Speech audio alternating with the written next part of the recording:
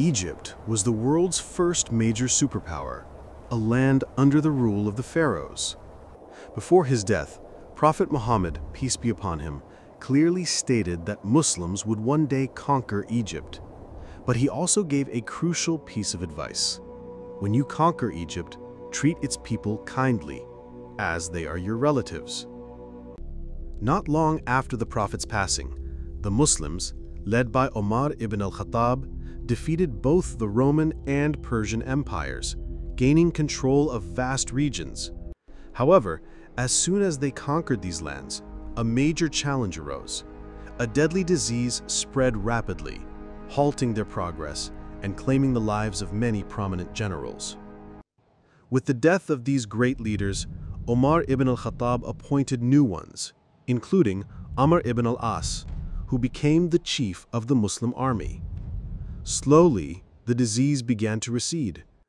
Upon hearing this in Medina, Omar set out personally to manage the situation, leaving Ali ibn Abi Talib in charge of Medina. If anything had happened to Omar, Ali would have become the new caliph. Upon reaching Syria, Omar met with Amr ibn al-As, who suggested a bold plan. Instead of staying in the conquered territories, why not move towards Egypt? But why Egypt? Why not go straight to the Roman capital? Egypt was no ordinary land. For thousands of years, it had been one of the wealthiest and most powerful regions in the world, a power alluded to in the Quran itself. What made Egypt so powerful? Around 5,000 years ago, the most valuable resource in the world was water, and whoever controlled the most water ruled the world. Egypt's greatest asset was the Nile River, which flowed through the heart of the land. The strength of the Nile's water allowed people to settle and thrive in Egypt, making it one of the richest and most powerful regions in the world. This is where King Narmer emerged, uniting Egypt and establishing the world's first dynasty. How do we know all this? Through ancient inscriptions, including two important tablets that provide a glimpse into Egypt's early history and depict King Narmer. Over time, Egypt grew even more powerful, and for the next 1,000 years, it dominated the known world. After 1,000 years of rule, the pharaohs declared that there was no greater power in the universe than theirs. They declared themselves gods, establishing a religion where they were the divine rulers, and the people could only enter paradise if they remained obedient to the pharaoh.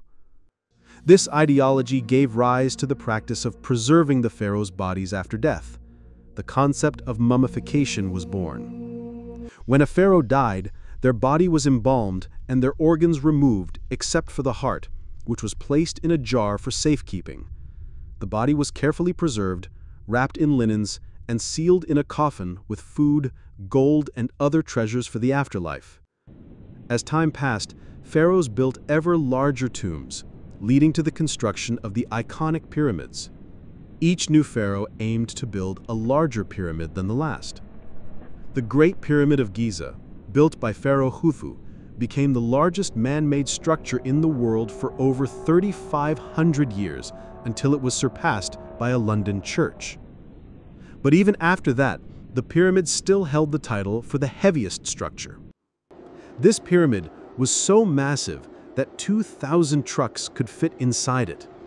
However, building these immense structures drained Egypt's economy, and over time, the once mighty empire began to decline. Amidst this decline, a child from the descendants of Israel was sold into slavery in Egypt. This child, unlike others, caught the eye of a powerful Egyptian minister who adopted him. This child grew up to become Prophet Yusuf, or Joseph, the prime minister of Egypt. Through his wisdom, Egypt's economy was revived and the empire's power restored. After Yusuf's death, his descendants, the Bani Israel, stayed in Egypt and eventually grew to be the most powerful group in the region.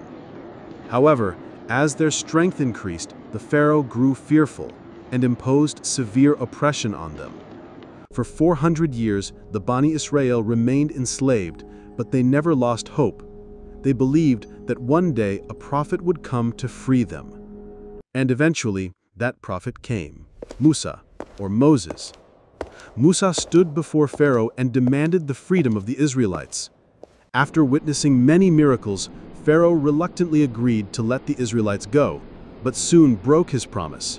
He chased after them, but when Pharaoh's army closed in on the Israelites, Allah parted the Red Sea, allowing Musa and the Israelites to escape.